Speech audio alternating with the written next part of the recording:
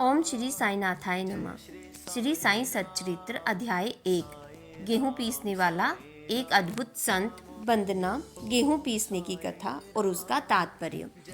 पुरातन पद्धति के अनुसार श्री हेमाड़ पंत श्री साईं सच्चरित्र का आरंभ वंदना करते हैं। प्रथम श्री गणेश को साष्टांग नमन करते हैं, जो कार्य को निर्विघ्न समाप्त कर उसको यशस्वी बनाते हैं कि साईं ही गणपति है।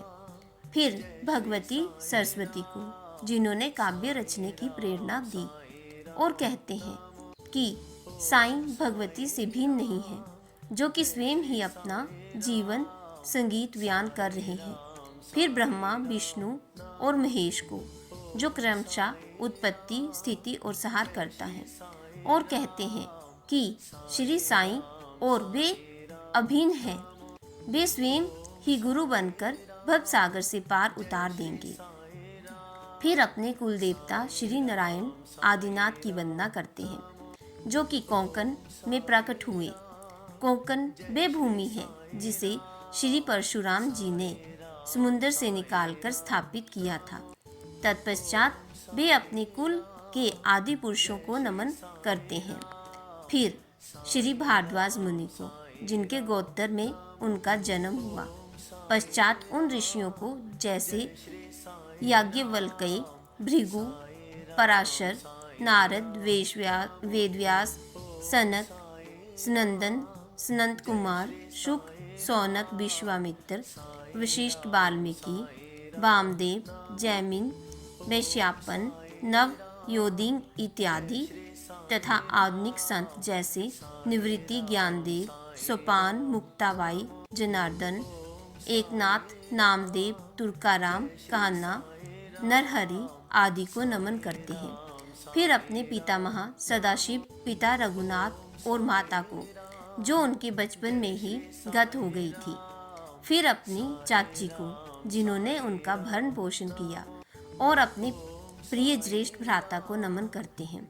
फिर पाठकों को नमन करते हैं, जिनसे उनकी प्रार्थना है कि वे एकाग्रचित होकर कथामृत का पान करें। अंत में श्री सच्चिदानंद सद्गुरु श्री साईनाथ महाराज को, जो कि श्री दत्तात्रेय के अवतार और उनके आश्रयदाता हैं, और जो ब्रह्मा जगन मिथ्या का बोध कराकर समस्त प्राणियों में एक ही ब्रह्मा को व्यापातिक की अनुभूति कराते हैं। श्री पराशर, व्यास और सांडिल्य आदि के समान भक्ति के प्रकारों का संक्षेप में वर्णन कर अब ग्रंथकार महोदय निम्नलिखित कथा प्रारंभ करते हैं। गेहूं पीसने की कथा। सन 1910 में मैं एक दिन प्रातः काल श्री साईं बाबा के दर्शनार्थ मस्जिद में गया। वहां का विचित्र दृश्य देख मेरे आश्चर्य का ठिकाना न रहा कि साईं बाबा मुंह हाथ धोने के पश्चात चक्की पीसने की तैयारी करने लगे। उन्होंने फर्श पर एक टाट का टुकड़ा बिछा, उस पर हाथ से पीसने वाली चक्की में गेहूं डालकर उन्हें पीसना आरंभ कर दिया। मैं सोचने लगा कि बाबा को चक्की पीसने से क्या लाभ है। उनके पास तो कोई है भी नहीं, और अपना निर्वाह भी भिक्षावृत्ति द्वारा ही करते हैं। इस घटना के समय वहां उपस्थित अन्य व्यक्तियों की भी ऐसी ही धारणा थी, परंतु उन्हें पूछने का साहस किसे था। बाबा के चक्की पीसने का समाचार शीघ्र ही सारे गांव में फैल गया, और उनकी ये विचित्र लीला देखने के हेतु तत्काल ही नर नारियों की भीड़ मस्जिद की ओर दौड़ पड़ी। उनमें से 4 निडर स्त्रियां भीड़ को चीरता हुई ऊपर आई और बाबा को बलपूर्वक वहां से हटाकर हाथ से चक्की की खूंटा छीनकर तथा उनकी लीलाओं का गायन करते हुए उन्होंने गेहूं पीसना प्रारंभ कर दिया। पहले तो बाबा क्रोधित हुए, परंतु फिर उनका भक्ति भाव देखकर वे शांत होकर मुस्कुराने लगे। पीसते पीसते उन स्त्रियों के मन में ऐसा विचार आया कि बाबा के ना तो घर द्वार है और ना इनके कोई बाल बच्चे हैं। तथा ना कोई देख रेख करने वाला ही है। वे स्वयं भिक्षावृत्ति द्वारा ही निर्वाह करते हैं, अतः उन्हें भोजन आदि के लिए आटे की आवश्यकता ही क्या है। बाबा तो परम दयालु हैं। हो सकता है कि ये आटा वे हम सब लोगों में ही वितरण कर दें। इन्हीं विचारों में मगन रहकर गीत गाते गाते ही उन्होंने सारा आटा पीस डाला। तब उन्होंने चक्की को हटाकर आटे को 4 समान भागों में विभक्त कर दिया और अपना अपना भाग लेकर वहां से जाने को उद्यत हुई। अभी तक शांत मुद्रा में निमग्न बाबा तत्काल ही क्रोधित हो उठे और उन्हें अपशब्द कहने लगे। स्त्रियों, क्या तुम पागल हो गई हो? तुम किसके बाप का माल हड़प कर ले जा रही हो? क्या कोई कर्जदार का माल है जो इतनी आसानी से उठाकर लिए जा रही हो? अच्छा, अब एक कार्य करो कि इस आटे को ले जाकर गांव की मेड़ सीमा पर बिखेर आओ। मैंने शिरडी वासियों से प्रश्न किया कि जो कुछ बाबा ने अभी किया है उसका यथार्थ में क्या तात्पर्य है।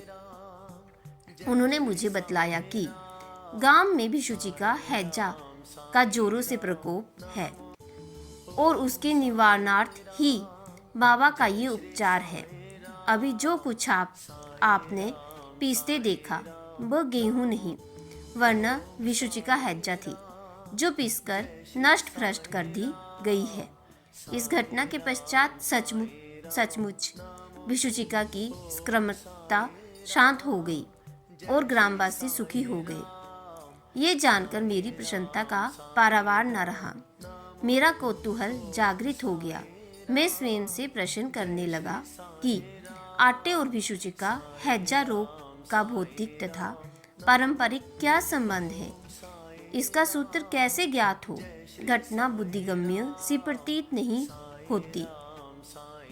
अपने हृदय की संतुष्टि के हेतु इस मधुर लीला का मुझे 4 शब्दों में महत्व अवश्य प्रकट करना चाहिए। लीला पर चिंतन करते हुए मेरा हृदय प्रफुल्लित हो उठा और इस प्रकार बाबा का जीवन चरित्र लिखने के लिए मुझे प्रेरणा मिली। ये तो सब लोगों को विदित ही है कि ये कार्य की कृपा और शुभ आशीर्वाद से ही सफलतापूर्वक संपन्न हो गया। आटा पीसने का तात्पर्य। शिरडी वासियों ने आटा पीसने की घटना का जो अर्थ लगाया वह तो प्रायः ठीक ही है, परंतु उसके अतिरिक्त मेरे विचार से कोई अन्य भी अर्थ है। बाबा शिरडी में 60 वर्षों तक रहे और इस दीर्घ काल में उन्होंने आटा पीसने का कार्य प्रायः प्रतिदिन ही किया। पीसने का अभिप्राय गेहूं से नहीं वरन अपने भक्तों के पापों, दुर्भाग्यों, मानसिक तथा शारीरिक तापों से था। उनकी चक्की के 2 पाटों के ऊपर का पाट भक्ति और नीचे का कर्म था। चक्की का मुठिया जिससे कि वे पीसते थे वह था ज्ञान। बाबा का दृढ़ विश्वास था कि जब तक मनुष्य के हृदय से प्रवृत्तियां, आसक्ति, घृणा और अहंकार नष्ट नहीं हो जाते, जिनका नष्ट होना अत्यंत दुष्कर है, तब तक ज्ञान तथा आत्मा अनुभूति संभव नहीं है। ये घटना कबीर दास जी की उसके तदन रूप घटना की स्मृति दिलाती है। कबीर दास जी एक स्त्री को अनाज पीसते देखकर अपने गुरु निपति निरंजन से कहने लगे कि मैं इसलिए रुदन कर रहा हूँ कि जिस प्रकार अनाज चक्की में पीसा जाता है उसी प्रकार मैं भी भक्त सागर रूपी चक्की में पीसे जाने की यातना का अनुभव कर रहा हूँ। उनके गुरु ने उत्तर दिया कि घबराओ नहीं, चक्की के केंद्र में जो ज्ञान रूपी दंड है उसी को दृढ़ता से पकड़ लो।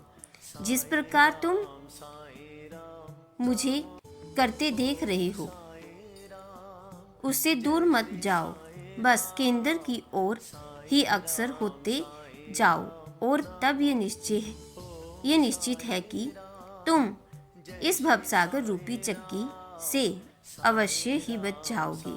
श्री सद्गुरु साई नाथार्पणस्तु शुभम भवतु। ओम श्री साईनाथाय नमः।